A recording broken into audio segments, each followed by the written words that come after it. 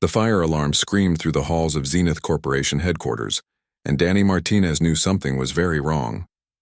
He had been checking the electrical panels on the 14th floor when the sound pierced through the building like a knife cutting through silence. Black smoke began pouring from somewhere down the hallway, and the smell of burning plastic and metal filled his lungs. Danny had worked as a maintenance technician in this building for almost 5 years now, and he knew every corner of it, but he had never seen smoke like this before. Other workers were already running toward the emergency exits, and their faces showed pure panic. Danny grabbed his tool belt and started moving against the crowd because his training told him to check the source before evacuating. That was when he heard it. A voice calling out from somewhere near the elevator shaft. It was faint at first, but then it came again, louder and more desperate. "Please, somebody help me."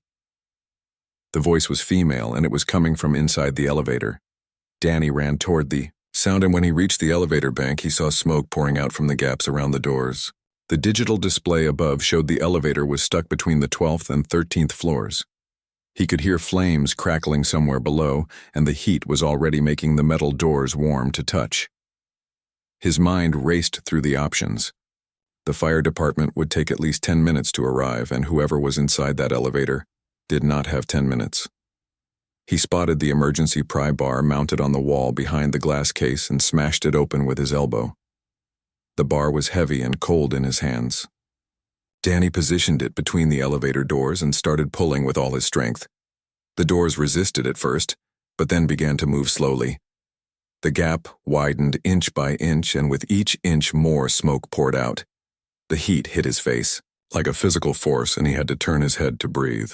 "Keep going," he told himself. "Someone needs you to keep going." The doors finally opened wide enough to see inside. The elevator car was tilted at an angle and stuck halfway between floors. Flames were climbing up from the motor housing below like hungry orange fingers reaching for something to consume. Inside the car, pressed against the back wall, was a young woman in a navy blue business suit. Her dark hair was disheveled and her blue eyes were wide with terror. She looked at Danny like he was the only hope she had left in the world.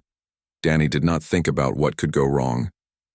He did not think about the fire spreading or the elevator cable snapping or any of the dozen ways this could kill him. He just acted. He reached through the gap between the floor and the elevator car. "Come on, take my hand," he shouted over the roar of the flames. The woman hesitated for only a second, then lunged forward and grabbed his outstretched arms. The moment Danny's hands made contact with hers, he felt the searing heat from the elevator's metal frame transfer through to his skin. It was like touching a hot stove, except he could not pull away because if he did, she would fall back into the flames. His palms screamed in agony and the pain shot up through his arms, but he locked his jaw and pulled. The woman scrambled up using his arms as leverage, and he hauled her through the opening with strength he did not know he had. They both fell backward onto the hallway floor in a tangle of limbs. Danny's hands were shaking, and when he looked down at them, he saw the skin was already turning an angry red color. Blisters were forming across his palms and fingers. The pain was unlike anything he had ever felt before. It was sharp and burning and constant. He gasped and tried to catch his breath while the woman beside him coughed and sputtered. The sprinkler system finally kicked in, and cold water began raining down on them. It felt good against Danny's burned hands for just a moment, before the pain came roaring back even worse. The woman was staring at him with tears mixing with the water on her face. "Oh God, your hands," she said, and her voice was shaking. "You are hurt because of me. You burned your hands saving me." Danny tried to smile even though every nerve in his hands was on fire. "You are alive," he managed to say through gritted teeth. "That is what matters. That is all that matters right now." Security guards appeared from around the corner running toward them. One of them was already on his radio calling for paramedics and the fire department. Another guard knelt beside them and started asking questions, but Danny could barely hear him over the ringing in his ears. The woman would not stop looking at Danny.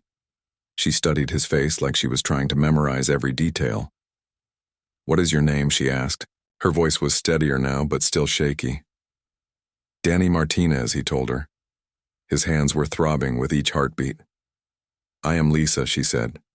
"Lisa Hendricks. Thank you so much. Thank you for saving my life. I will never forget this. I will never forget what you did for me." The paramedics arrived within minutes and they immediately went to work on Danny's hands. They cut away the burned fabric of his work gloves that had melted into his skin in some places. They applied some kind of gel that was supposed to reduce the pain, but it barely made a difference. Then they wrapped his hands in sterile white bandages that looked too clean against his dirty work uniform. The lead paramedic told him he had second-degree burns across both palms and several fingers. "You are going to need to see a specialist," she said. "These are serious burns." While the paramedics worked on Danny, he watched as several men in expensive suits arrived and surrounded Lisa. They escorted her away from the scene with professional efficiency. She kept looking back at Danny as they led her down the hallway. Her expression was a mixture of gratitude and guilt, and something else he could not quite identify. Then she disappeared around the corner, and Danny wondered if he would ever see her again. The paramedics loaded Danny onto a stretcher even though he insisted he could walk. Hospital policy, they told him.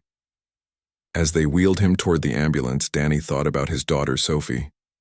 She was at daycare right now, probably playing with blocks or finger painting without any idea that her father had just done something incredibly stupid and incredibly necessary.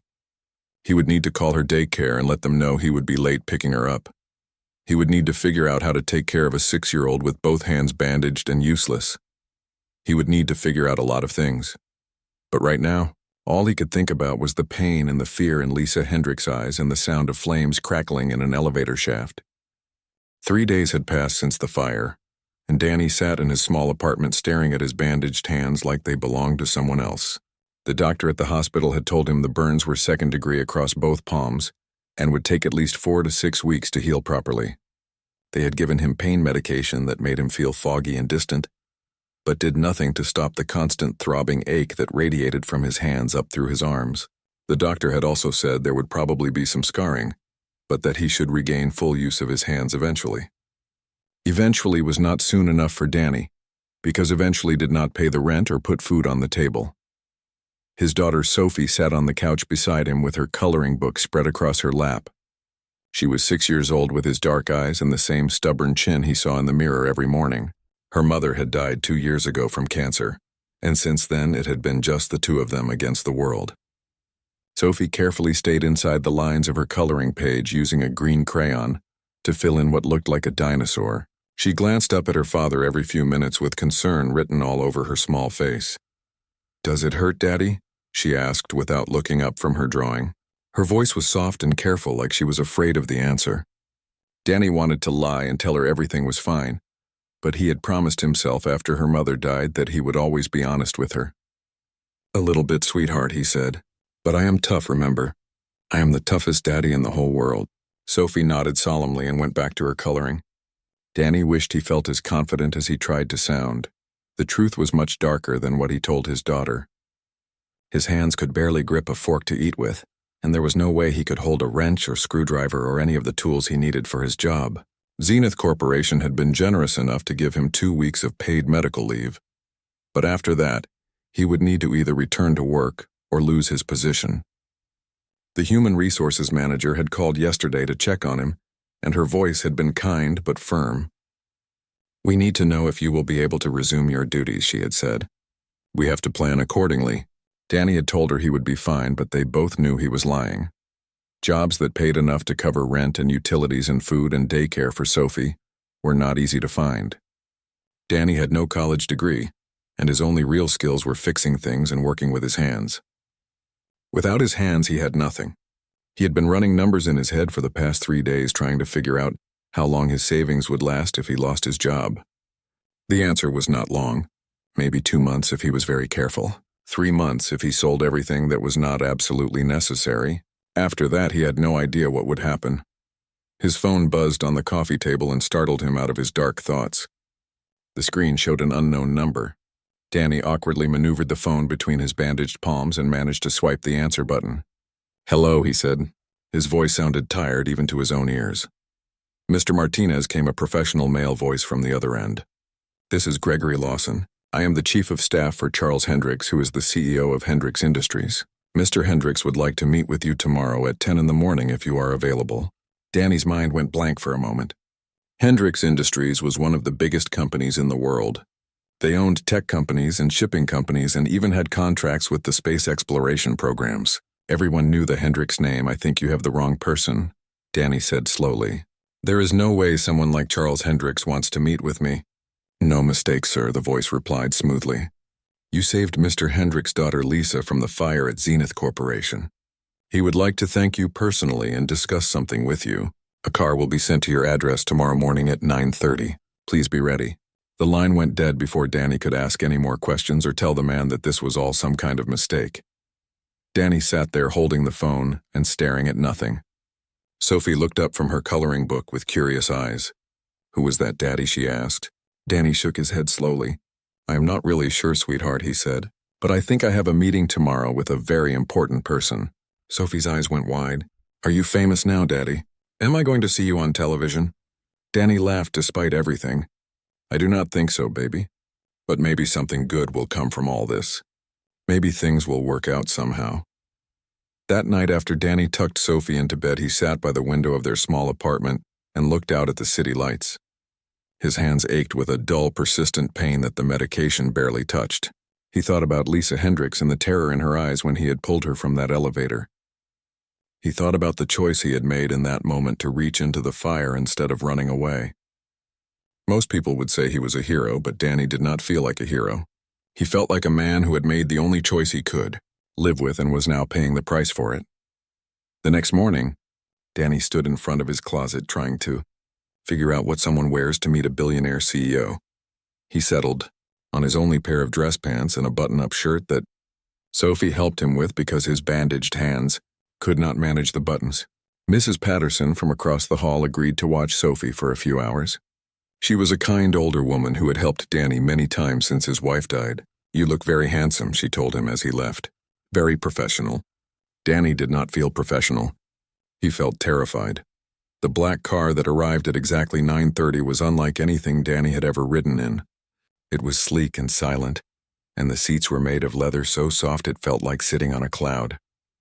The driver wore a suit and tie and did not say a single word during the entire ride. Danny watched the city pass by through tinted windows and felt like he was in some kind of dream. Buildings got taller and cleaner as they drove, and soon they were in the downtown district, where only the very wealthy worked and lived. Hendricks Tower was a massive glass structure that seemed to touch the sky itself. The car pulled into a private entrance, and Danny was escorted by security guards through hallways that were all marble and chrome. Everything was spotless and expensive and completely foreign to someone like Danny, who spent his days fixing broken pipes and faulty wiring. An elevator took him to the top floor, and the doors opened to reveal an office that was bigger than Danny's entire apartment. Floor-to-ceiling windows showed the whole city spread out below like a toy model. Standing by those windows with his back to the elevator was a tall man with silver hair. He turned as Danny stepped out, and his blue eyes were sharp and intelligent. "Mr. Martinez," the man said, and his voice was deep and commanding. "Thank you for coming. I'm Charles Hendricks." Danny swallowed hard and stepped forward. His bandaged hands hung awkwardly at his sides. "Sir," he said, "I'm not sure why I am here exactly. I just did what anyone would have done." Charles Hendricks smiled, but there was no humor in it. "That is where you are wrong," he said. "Most people would have run the other way. Most people would have waited for someone else to handle it. But you did not. You burned your hands pulling my daughter out of that fire, and I want to know why." Danny did not know how to answer that question. He had not thought about why in the moment. He had just acted. "Because she needed help," he finally said. "Because I could not walk away and live with myself afterward." Hendricks nodded slowly, like Danny had just confirmed something important. "Exactly," he said. "That is exactly what I thought you would say." Charles Hendricks gestured toward a leather chair near his massive desk, and Danny sat down carefully. His bandaged hands rested awkwardly in his lap, and he felt completely out of place in this office that probably cost more than he would earn in his entire lifetime. Hendricks moved to sit across from him, and his movements were deliberate and controlled like a man who had spent decades making important decisions. He folded his hands on the desk and studied Danny with those sharp blue eyes that reminded him so much of Lisa. "My daughter told me everything about what happened that day," Hendricks said. "She told me how you came running toward the fire while everyone else was running away. She told me how you pried open those elevator doors with your bare hands, even though the metal was hot enough to burn skin. She told me you never hesitated for even a second. Danny shifted uncomfortably in his seat. "I was just doing my job, sir," he said quietly. "I work maintenance at that building. It is my responsibility to help in emergencies." Hendricks shook his head slowly. "Your job is to fix broken equipment and maintain the building systems," he said. "Your job does not include pulling people out of burning elevators with your bare hands. That was a choice you made. A choice that cost you the use of your hands for weeks and possibly left permanent scars. A choice that most people would not have made." Danny did not know what to say to that, so he said nothing. The silence stretched between them until Hendricks leaned back in his chair. "I have spent my entire life studying people," Mr. Martinez Hendricks continued. "I built this company from nothing by learning how to recognize talent and potential in others. I can spot a good investment whether it is a piece of technology or a business opportunity or a person. And you, Mr. Martinez, are exactly the kind of person I have been looking for." Danny felt his heart start to beat faster. "I do not understand, sir," he said. "What do you mean?" Hendricks stood and walked to the windows overlooking the city. "I am about to launch the most ambitious project in human history," he said. "My company has been building a deep space exploration vessel for the past 5 years. We call it the Frontier. It is designed to carry 5,000 people beyond our solar system to establish the first human colony on a planet we have named New Haven. The journey will take 3 years, and the people on that ship will face dangers we cannot even predict." Yet, Danny listened in stunned silence as Hendricks continued. "I need a team of people who do not freeze when things go wrong," he said. "I need people who act instead of waiting for someone else to solve the problem. I need people who will run toward danger instead of away from it. I need people exactly like you." Hendricks turned to face Danny again. "I want to offer you a position as the head of civilian safety operations on the Frontier. You would be responsible for emergency protocols and response teams and making sure that families and children are protected when things go wrong." Danny felt like the air had been sucked out of the room. "Sir," he said, and his voice came out as barely a whisper, "I am just a maintenance technician. I do not have any qualifications for something like that. I never even went to college. I would not know the first thing about running a safety operation on a spaceship." Hendricks smiled, and it was the first genuine smile Danny had seen from him. "You have the most important qualification," he said. "You have courage and you have good instincts. Everything else can be taught. I have training programs and experts who can teach you the technical knowledge you need, but I cannot teach someone to be brave. I cannot teach someone to care about protecting others. You already have those qualities." Danny's mind was racing. He thought about Sophie and how this kind of opportunity could change her entire life. He thought about the struggles they faced every month just to pay bills and put food on the table. He thought about what his wife would say if she were still alive. But he also thought about all the ways he could fail. "What if I am not good enough?" he asked. "What if I make a mistake and people get hurt because of me? What if I let you down?" Hendricks walked back to his desk and pulled out a folder. "Everyone makes mistakes, Mr. Martinez," he said. "The question is what you do when those mistakes happen. Do you freeze or do you adapt and solve the problem? I think I already know the answer based on what I have seen from you." He slid the folder across the desk to Danny. "This is the complete offer," he said. "Full medical coverage for you and your daughter, housing in the crew quarters on the Frontier, a salary that reflects the responsibility of the position, and most importantly, a chance to be part of something that will be remembered for generations." Danny opened the folder with clumsy bandaged hands and looked at the numbers on the paper. The salary was more than 3 times what he made at Zenith Corporation. The medical coverage included everything from basic care to specialized treatments. There were education benefits for Sophie and retirement plans and things Danny had never even dreamed of having. "This is too much," he said. "Why would you offer all of this to someone like me?" "You do not even really know me." "I know enough," Hendricks said firmly. "I know you risked everything to save my daughter. I know you are raising a child on your own after losing your wife. I know you show up and do your job every day even when things are hard. I know you are exactly the kind of person I want protecting the families on that ship. The question is whether you are willing to take the chance. Whether you are willing to bet on yourself the way I am betting on you." Danny looked down at his bandaged hands and thought about all the pain he had endured over the past few days. He thought about the fear and uncertainty that had kept him awake at night. He thought about Sophie and the kind of future he wanted to give her. And he thought about the choice he had made 3 days ago, when he heard Lisa Hendricks calling for help from inside that burning elevator. He had not thought about the consequences then. He had just acted because it was the right thing to do. "When do I start?" he asked, and looked up at Hendricks with determination in his eyes. Hendricks smiled widely. "As soon as your hands heal," he said. "Take the time you need to recover and to prepare. We will provide you with all the resources and training you need. You will have 6 months to get ready before the frontier launches. 6 months to learn everything you need to know. 6 months to become the person this mission needs you to be." Danny stood up and extended his bandaged hand awkwardly. Hendricks took it gently and shook it carefully. "Thank you, Sir," Danny said. "I will not let you down. I promise I will work harder than anyone else. I will make sure I am ready." Hendricks nodded. "I know you will," he said. "That is why I chose you. That is why I am trusting you with the lives of thousands of people. Because when it mattered most, you did not think about yourself. You thought about saving someone else. That is the kind of leader humanity needs as we reach for the stars." The meeting ended and Danny rode the elevator back down to the ground floor in a daze. The driver took him back to his small apartment, and the whole way Danny kept looking at the folder in his lap. When he walked through the door, Sophie ran to him with Mrs. Patterson following behind. "How did it go, Daddy?" Sophie asked excitedly. "Did you meet the important person?" Danny knelt down so he was eye level with his daughter and smiled bigger than he had smiled in years. "How would you like to go on an adventure, sweetheart?" he asked. "How would you like to see the stars up close and live on a spaceship and be part of something amazing?" Sophie's eyes went wide with wonder and excitement. "Really, Daddy?" she asked. "We are really going to space? For real and not pretend?" Danny nodded and pulled her into a careful hug with his bandaged hands.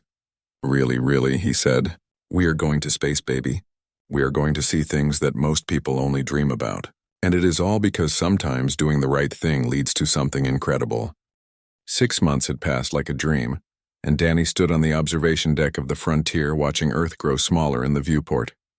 The blue and white marble that held everything he had ever known was now just a beautiful sphere against the black void of space. His hands had healed completely, leaving pale scars across his palms that he had come to see as reminders of the moment his life had changed forever. Sophie pressed her face against the glass beside him with her eyes wide in wonder at the sight of their home planet shrinking away. "Look, Daddy," she whispered. "I can see the whole world. It is so small from up here." Danny put his hand on her shoulder and smiled. "We are the lucky ones, sweetheart," he said. "Not many people get to see Earth from this far away. Not many people get to be part of something this important." Sophie nodded but kept her eyes fixed on the viewport. She had made friends quickly in the ship's education program and seemed to be adjusting to life in space better than Danny had hoped. The other children in her class were fascinated by the fact that her father was in charge of keeping everyone safe. The Frontier was beyond anything Danny could have imagined 6 months ago. The ship was like a floating city with residential sections and work areas and parks with real trees growing under artificial sunlight. 5,000 people lived and worked on the vessel, and Danny had spent the past months learning every corridor and system and emergency protocol. The training had been intense and sometimes overwhelming, but Hendricks had been right. The technical knowledge could be learned, and Danny had thrown himself into the work with complete dedication. His role had expanded far beyond what the original job description had outlined. As head of civilian safety, Danny had helped redesign emergency evacuation routes and trained response teams, and become someone the crew trusted completely. He had discovered something unexpected during those months of training. He was good at this work, really good. The same instincts that had made him a skilled maintenance technician now helped him anticipate problems before they became disasters. The same care he put into raising Sophie alone now extended to protecting thousands of families aboard the ship. Danny heard footsteps behind him and turned to see Lisa Hendricks approaching. She had been appointed as the mission's deputy administrator and was responsible for overseeing all civilian operations. Over the months of training together, she and Danny had developed a strong friendship, built on mutual respect and the shared experience of that terrible day in the burning building. She smiled as she reached them. "Still not tired of the view?" she asked. "I do not think I will ever get tired of it," Danny replied. "Every time I look out there, I remember why we are doing this, why we are traveling so far from home." Lisa knelt down to Sophie's level. "And how are you doing, Sophie?" she asked kindly. "Do you miss Earth?" Sophie thought about the question seriously before answering. "A little bit," she said, "but this is more exciting." And Daddy says we are going to help build a whole new world for people to live on. That is pretty cool. Lisa laughed and stood back up. Your father is right, she said. We are going to do something that no one has ever done before. Suddenly an alarm began blaring through the ship, and red emergency lights started flashing along the corridor walls. Danny's communicator crackled to life with urgent voices. All safety teams report to stations immediately, came a woman's voice. We have a reactor coolant leak in Section 7. Repeat, we have a coolant leak in Section 7. All personnel evacuate adjacent sections. Danny's training kicked in automatically, and he was already moving before his mind fully processed what was happening. Sophie, he said quickly, go with Lisa right now. Do exactly what she tells you. Lisa grabbed Sophie's hand without hesitation. I have got her, she said. Go do your job. Danny ran toward Section 7 while crew members rushed past him going in the opposite direction. His mind raced through the ship's layout and emergency protocols. Section 7 was in the residential area, the family quarters. Sophie's classroom was in Section 7. When Danny reached the section, the scene was chaos. Emergency bulkheads had automatically sealed to contain the leak, but that meant families were trapped inside their quarters. Through the reinforced windows in the doors, Danny could see people pounding on the glass trying to get out. The coolant was a toxic vapor that would kill within minutes if inhaled. Standard protocol was to evacuate the surrounding areas and wait for the specialized hazmat team to arrive in their protective gear. The hazmat team was 15 minutes away according to the status updates coming through his communicator. Danny looked at the sealed section and then down at his scarred hands. 15 minutes was too long. Those families did not have 15 minutes. The children in those quarters did not have 15 minutes. He thought about Sophie and how terrified she must be right now knowing her father was running toward danger again. He thought about all the training he had received and all the protocols he was supposed to follow. And then he thought about the choice he had made 6 months ago in a burning building when he decided that following the rules mattered less than saving a life. He grabbed an emergency respirator from the wall station and pulled on a thermal protective suit. The suits were designed for brief exposure to extreme temperatures and toxic environments, but they were not meant for extended rescue operations. Danny did not care. He overrode the bulkhead lock with his authorization code and the heavy door began to slide open. Warning klaxons blared even louder. His communicator exploded with voices telling him to stop and wait for the hazmat team. Danny ignored them all. The corridor inside Section 7 was filled with yellowish vapor that swirled like fog. Emergency lights flashed red and yellow, creating an eerie strobing effect. Danny could hear families screaming from behind their locked apartment doors. The emergency lockdown system had sealed every door in the section to prevent the vapor from spreading, but it also meant the families were trapped. He made his way to the environmental control panel on the wall halfway down the corridor. His engineering knowledge from years of maintenance work guided his hands as he worked the controls. If he could reroute the ventilation system, he could clear enough vapor to safely evacuate the families. His fingers flew over the touchscreen, activating emergency vents and redirecting airflow. The ship's computer fought him at every step because he was overriding safety protocols, but Danny had learned how to work around the automated systems during his training. Slowly, the vapor began to thin as the vents sucked it away and replaced it with clean air from the main life support system. Danny moved from door to door, manually overriding each electronic lock. The first door opened, and a family of 4 stumbled out, coughing and gasping. The father looked at Danny with tears streaming down his face. "Thank you," he choked out. "Thank you so much." Danny just nodded and moved to the next door. He worked methodically down the corridor, opening each sealed apartment and directing families toward the emergency exit. His respirator filtered the remaining vapor, but he could still smell the sharp chemical scent through the mask. More families emerged, and Danny counted heads to make sure everyone was accounted for. 2 adults and 1 child from apartment 7, 3 adults from apartment 8, 1 adult and 2 children from apartment 9. He knew every family in this section because he had made it his job to know. He had memorized floor plans and resident lists and emergency contact information. That preparation was saving lives right now. The last door opened, and an elderly woman came out leaning on her cane. She touched Danny's arm as she passed. "Bless you, young man," she said softly. Danny found the source of the coolant leak near the main distribution junction. A seal had failed in one of the primary lines, and toxic vapor had been pumping into the corridor. He used an emergency repair kit from the wall station to seal the leak. It was not a permanent fix, but it would hold until the engineering team could do proper repairs. By the time the hazmat team arrived in their heavy protective suits, Danny had evacuated all 15 families and sealed the coolant leak. 42. People were safe because he had chosen to act instead of wait. The ship's captain was waiting when Danny emerged from Section 7. Captain Victoria Hayes was a stern woman in her 50s who had spent 30 years in deep space operations. Her face was impossible to read as she looked at Danny standing there in his vapor-stained thermal suit. "Mr. Martinez," she said in her command voice, "you violated 3 direct safety protocols by entering that section without proper authorization. You endangered yourself and potentially compromised the integrity of the emergency response." Danny nodded and pulled off his respirator. "Yes, ma'am," he said quietly. "I did." Captain Hayes was silent for a long moment.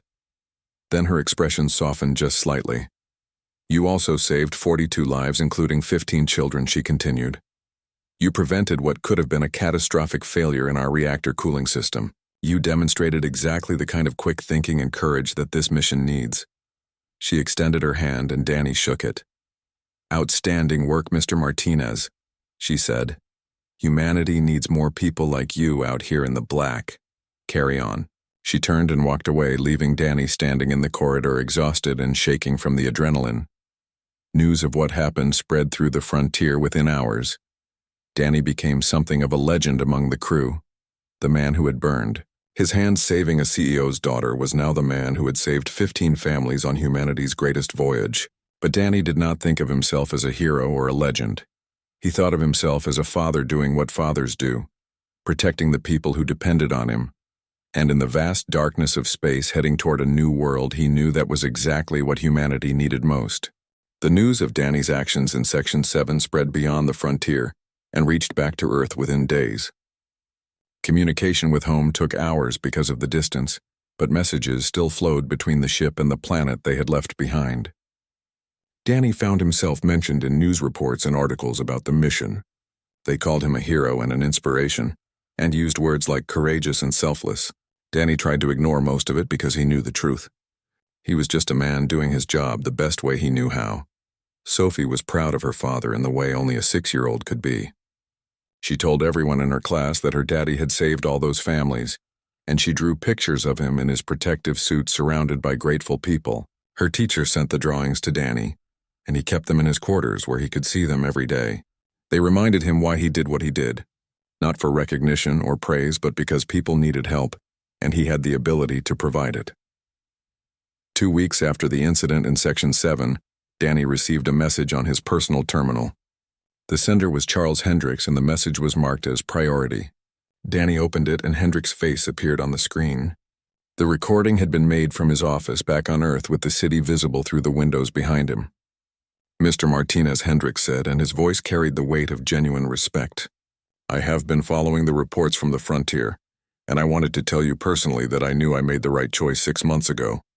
You have exceeded every expectation I had and proven yourself to be exactly the leader that mission needs." Hendricks continued, and his expression grew more serious. "What you did in Section 7 was remarkable, but it was also risky. I need you to promise me something, Danny. I need you to promise that you will not sacrifice yourself needlessly. Those people on that ship need you alive and well. Your daughter needs her father, so please continue to be brave, but also be smart. Humanity's future depends on people like you making it to New Haven and building something lasting there." The message ended, and Danny sat in silence thinking about those words. The truth was that Danny had been thinking a lot about the risks he took. Every time he ran toward danger instead of away from it, he knew there was a chance he might not come back. Every time he put himself between harm and the people he was protecting, he understood the potential cost. But he also knew that if he did not act, then who would? Someone had to be willing to step forward when things went wrong. Someone had to be willing to burn their hands or breathe toxic vapor, or face whatever danger appeared. And if that someone was him, then he would accept that responsibility. Life aboard the Frontier settled into a routine over the following months. Danny continued to oversee safety operations and train response teams. He conducted regular drills and inspections and made sure every family knew what to do in case of emergency. Sophie thrived in the ship's school and made close friends with other children who were growing up among the stars. She learned about navigation and physics and the biology of plants in the hydroponics gardens. She was becoming part of a generation that would know no other home than the void between worlds. Danny often found himself on the observation deck late at night when Sophie was asleep. He would stand at the windows and watch the stars drift past. They were farther from Earth than any human had ever traveled before. The journey to New Haven would take 3 years total, and they were now 8 months into that voyage. Sometimes the distance felt overwhelming. Sometimes Danny wondered if they would really make it or if some disaster would claim them all in the cold darkness of space.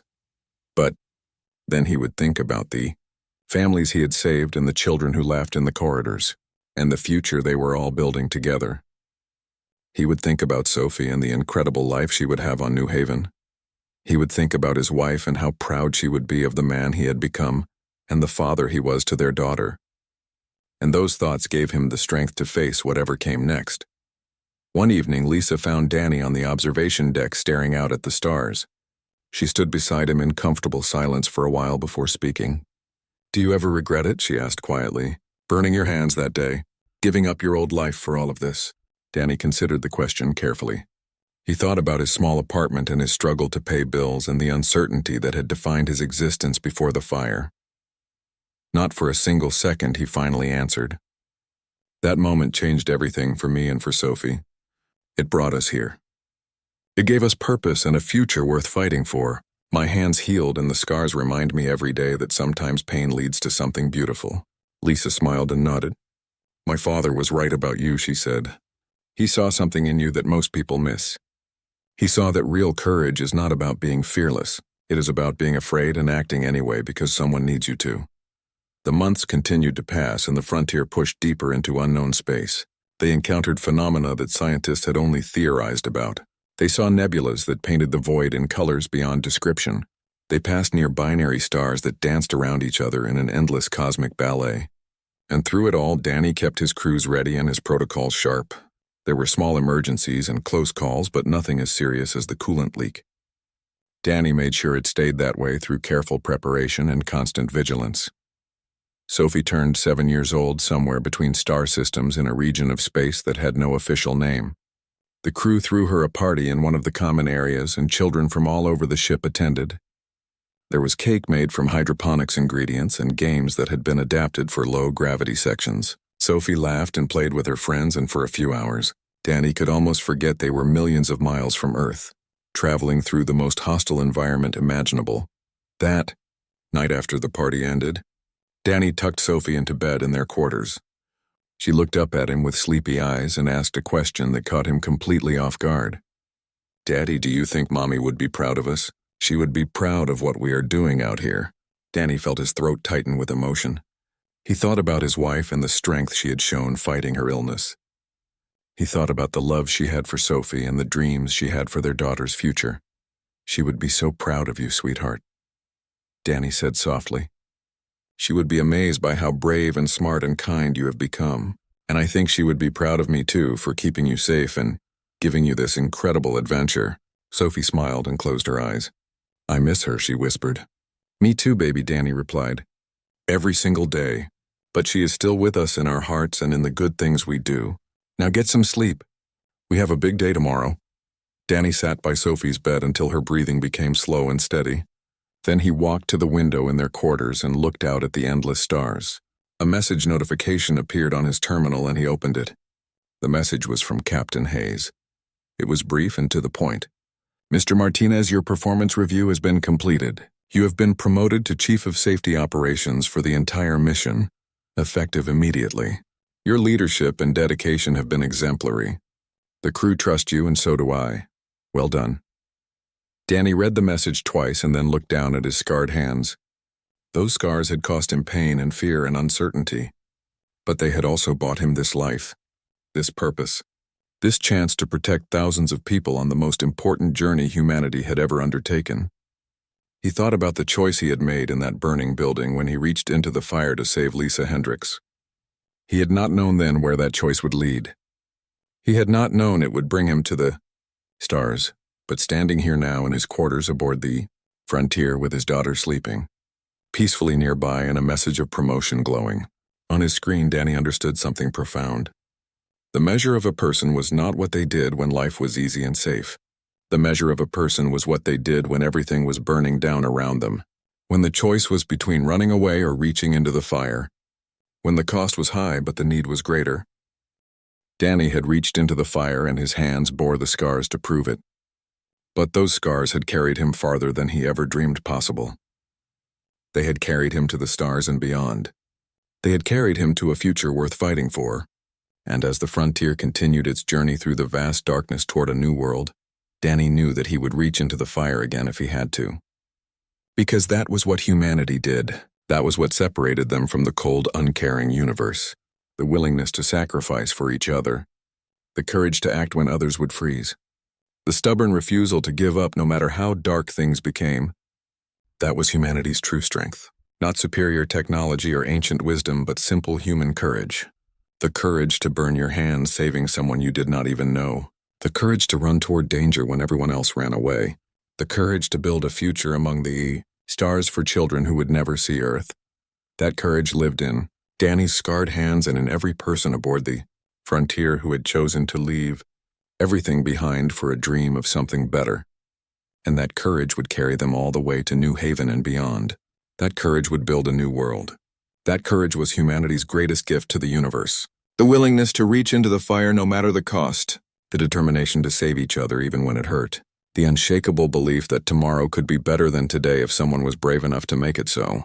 Danny looked out at the stars one more time before heading to bed. Somewhere out there in the darkness was New Haven. Somewhere out there was the future. And Danny would make sure they all reached it safely. 'Cause that was his job. That was his purpose. That was who he had become the day he burned his hands saving a life. A protector. A guardian, a father. And that was enough.